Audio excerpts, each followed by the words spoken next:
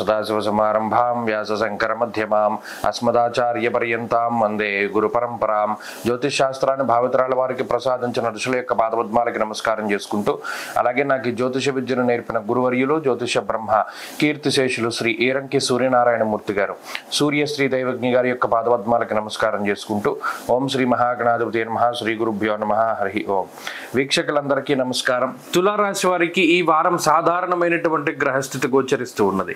ఈ రాశి వారికి దశమ కేంద్రమందు ఉన్నటువంటి రవిగ్రహము, నవమ స్థానమందు ఉన్నటువంటి గురువు, అలాగే షష్ఠ స్థాన స్థిత శనేశ్వరుడు, అలాగే చంద్రుడు, ఈ గ్రహాలు ఆనుకూల్యమైనటువంటి గ్రహాలుగా చెప్పవచ్చును. అయితే ఈ రాశి వారికి గతంలో యోగించినటువంటి లాభస్థాన స్థిత కుజుడు ఇప్పుడు వ్యయస్థానంలోకి సంచరించడం, ఆ తదుపరి జన్మరాశిలోకి సంచరించడం, ఈ 3 నెలలు కూడా ఈ కుజ సంబంధమైనటువంటి దోషాలే కొంత ఎక్కువగా ఉంటాయి.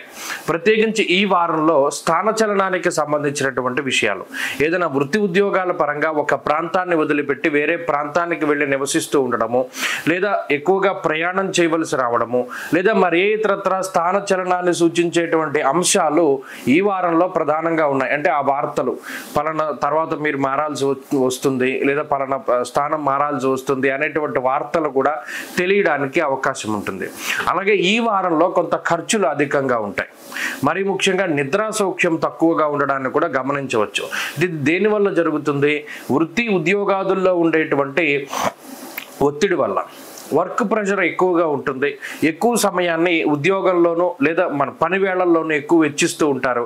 అందువల్లనే కొంత కుటుంబంతో టైం స్పెండ్ చేయడం కానీ, లేకపోతే ఏదైనా విహారయాత్రలు లాంటివి వేసుకుంటే అవి వాయిదా వేసుకుంటూ ఉండడం కానీ, లేదా మరి ఇతరత్ర తీర్థయాత్రలకి వెళ్ళవలసి వచ్చినప్పుడు కూడా వాటిని వాయిదా వేసుకునేటువంటి పరిస్థితులు సైతం ఈ తులారాశి వారిలో ప్రధానంగా కనబడుతూ ఉన్నాయి. కుటుంబానికి ఎక్కువగా సమయాన్ని కేటాయించలేకపోతారు. కొన్ని సందర్భాల్లో కీలకమైనటువంటి ఏదైనా ఫంక్షన్స్ ఉన్నప్పటికీ కూడా మీరు వెళ్లకుండా ఇంట్లోటువంటి వాళ్ళని పంపించేటువంటి పరిస్థితులకు సైతం ఈ వారంలో గ్రహస్థితి అవకాశాన్ని కల్పిస్తూ ఉంటుంది. ఆరోగ్య పరిస్థితులు బాగున్నాయి. అలాగే రుణ బాధలను తగ్గించడానికి చేసేటువంటి ప్రయత్నాలు మంచి ఫలితాలను ఇస్తాయి. ప్రత్యేకించి ఏదైనా ఒక లోన్ తీసుకోవాలి, పలానా ఇల్లు కట్టడానికో లేదా పలానా ఇంకోటి ఏదైనా చేయడానికో బ్యాంకు నుండో లేకపోతే ఇంకొకరి నుండో అప్పుగా ఏదైనా డబ్బు కోసం ప్రయత్నం చేస్తూ ఉండేటువంటి వారికి సైతం ఈ వారంలో ధన సహాయం అనేటువంటిది అందుతుంది, లేదా అందుతుంది అనేటువంటి వార్తలు సైతం రావడానికి అవకాశాలు ఉంటాయి. అలాగే వృత్తి ఉద్యోగాల పరంగా ఇందాక చెప్పుకున్నట్టు కొంత ఒత్తిడి అధికంగా ఉంటుంది. కుటుంబ సభ్యుల యొక్క ఆరోగ్యం, కుటుంబ సభ్యులు మీకు సహకరించడానికి ఎక్కువగా అవకాశాలు ఉన్నాయి.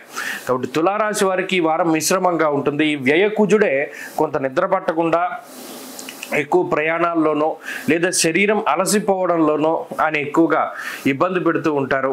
అందువల్ల ఈ వారంలో మరిన్ని మంచి ఫలితాలు సాధించడానికి ఎక్కువగా సుబ్రహ్మణ్యేశ్వర స్వామి వారి యొక్క ఆరాధన, ప్రత్యేకించి మంగళవారం నాడు వీలుంటే కందిపప్పు దానం చేయడము, లేదా సుబ్రహ్మణ్యాలయంలో సర్పసూక్తంతో అభిషేకం జరిపించుకోవడము మంచి ఫలితాలను ఇస్తాయి. ఈ వారంలో కలిసి వచ్చేటువంటి రోజు ఆదివారంగా చెప్పవచ్చును.